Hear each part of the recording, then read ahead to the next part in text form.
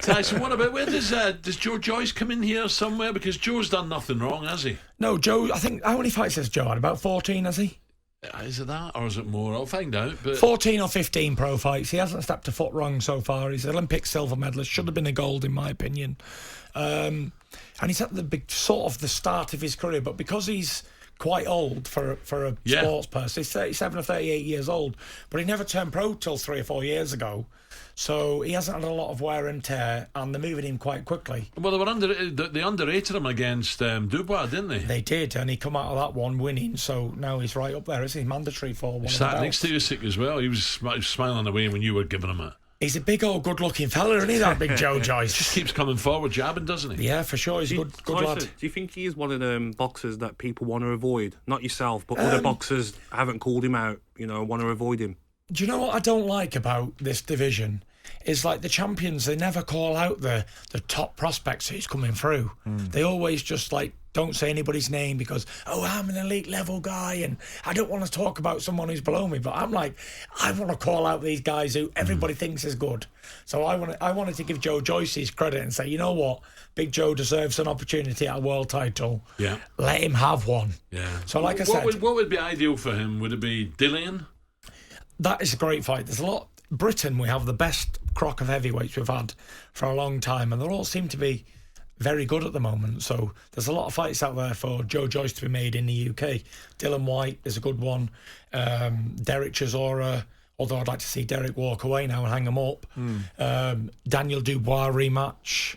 AJ. It was a weird one, Dubois was. I don't know if you had a chance to watch it because you were warming up. I was backstage. Was it his ankle? Was it his knee? Something was wrong, wasn't it? Something happened to his knee, his leg, something. But he got the job done. He got up off the floor and got a knockout victory. So congrats to Dan. Yeah. He's another one who's knocking on the door for world title shots. Yeah. Well, he's mandatory as well. But as you say earlier, what Ray was talking about, Derek, it just takes one punch at your level, doesn't it? One punch off guard, bang, that's all over. So that's why, you have to keep, you had to keep dishing out the punishment. For sure, Derek's very, very capable. Look at the hip damage he's done to me through a protector.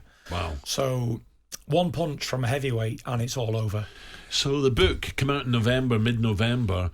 Gloves Off, Tyson Fury. We had a lovely chat, Ray and I, an hour. Thank you very much for that on Pub Talk. Loved that, by the way. Yeah, and you were so honest, and I would imagine the book's full of it. The book is full of honesty. It's become one of my things of letting everybody know all the weaknesses. Therefore, they can never use that weakness against me. They're like, you've got bipolar. I'm like, yeah, and? Yeah. Use it against me, whatever. There's nothing that they can say to me to use against me because I've given it out there. Everybody knows.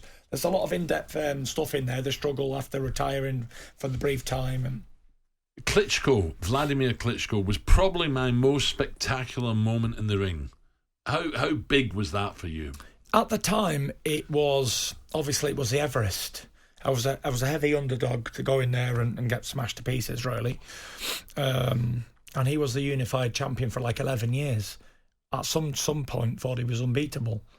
And I obviously went over to Germany and couldn't lay a glove on you. He couldn't. And I always said, because, in this game, it's not about how much better somebody is than the other person. It's a lot of it has to do with natural stuff like age. And at 38 years old, you are on the decline, whether you want to admit it or not. If you look at Cristiano Ronaldo, the guy, I think he's about 37 years old, and he's had the best doctors, the best physios. He's lived like an egg in Mr. Kipling's cake. And even Ronaldo's on his slide now. So someone who's looked after himself like that catches up.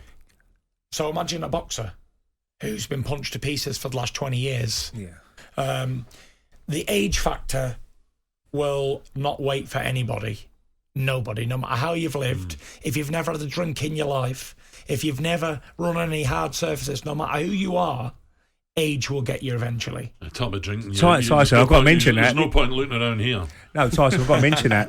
I think Tyson on Pub Talk, you went, I'm going to go to a different bar every day when I do retire, and have a drink in every single bar around the world, Debbie.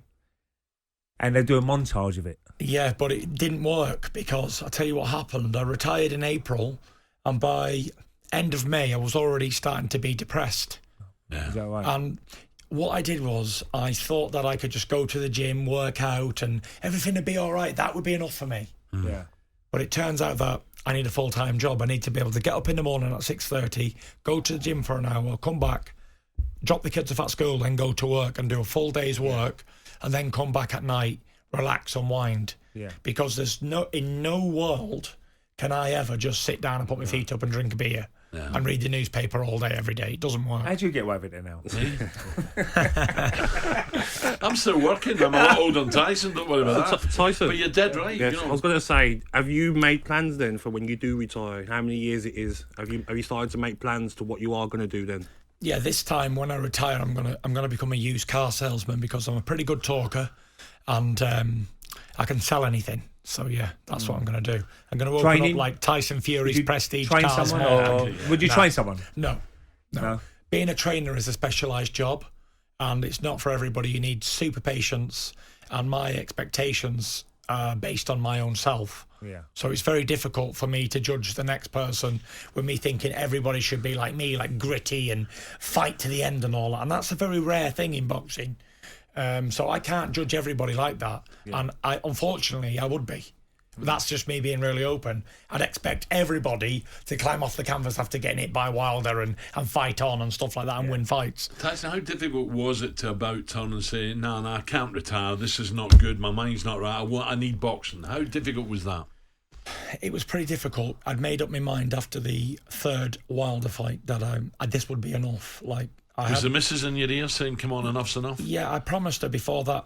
Before I went out to fight Wilder for the third time, I said, win, lose or draw here, babe. I'll not put you through this anymore. This is it. And she said, right, thank God for that. So after the fight, I had like short-term memory loss. I speak about it in the book. Couldn't remember anything.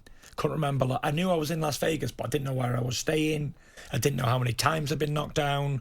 I didn't know what round Wilder got knocked out in. It was all a blur. I thought, wow, for the first time in my whole career, I was scared because I didn't know what was going to happen. But you had it checked out and you're fine? I had it checked out and I was fine. It was just like short-term concussion. What about the old man? What did he say to you when you said I'm retiring? Did he say you're mad? No, my dad was happy. Was he? My dad was happy. My dad's like, you've done enough now. You've got nothing to prove to nobody. Do you? Don't forget I've been boxing since I've been about this big, 2 years old. I've been boxing my whole life. I've been a gym rat. I've been like in the boxing gym forever. Ever since I can remember, I was running around. When my dad used to go to the boxing gym, sometimes he'd take us and we'd be running around under the ring. And then obviously getting older and doing it for myself, I feel like I've been in the gym forever and ever and ever and ever.